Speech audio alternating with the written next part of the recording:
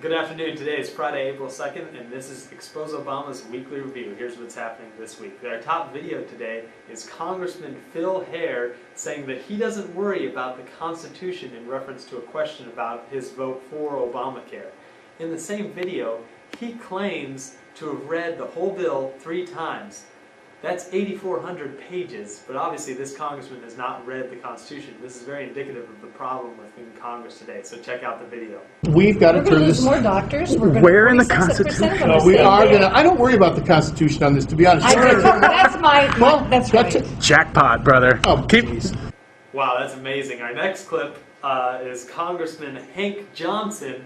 You may have seen this one already. It's amazing. He's sitting there talking, and he said he's worried about overpopulation because Guam is going to tip over.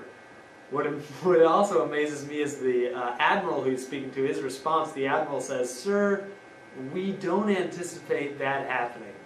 Another brilliant moment from this U.S. Congress. My fear is that the whole island will become so overly populated that it will tip over and capsize. We don't anticipate that. In other news, Lieutenant Colonel Lincoln has refused to follow his military orders unless Obama proves his eligibility. Regardless of what you think about the birther issue and the eligibility issue, this is a huge development because here is a high-ranking military officer who claims, I've had to prove my eligibility, I've had to show my birth certificate, I want to see the Commander-in-Chief's birth certificate to see if my orders are legitimate, and we're going to be staying tuned to this case. So check out the video of him that's linked in the side, and check out the story at exposeobama.com. The big announcement this week was that President Obama was saying he was opening new areas to offshore drilling.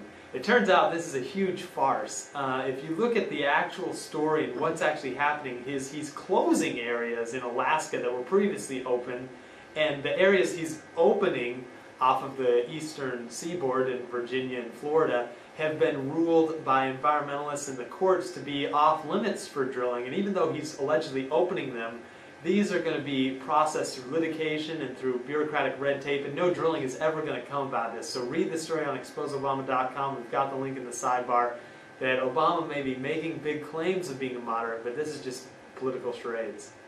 Another popular story on exposeobama.com is my good friend Erik Telford has a piece in the Washington Times called "Barack Obama Isn't My Daddy."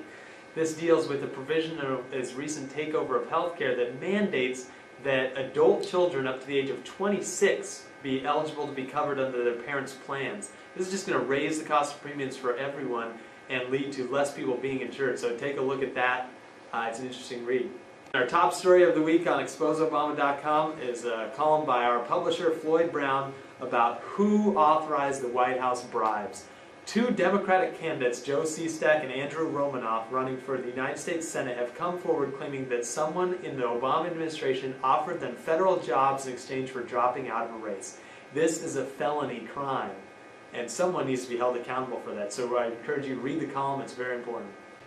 That's what happened this week at exposeobama.com. I encourage you to leave a comment below and let us know what you think about these and other stories. Hope to see you next week for our Week in Review.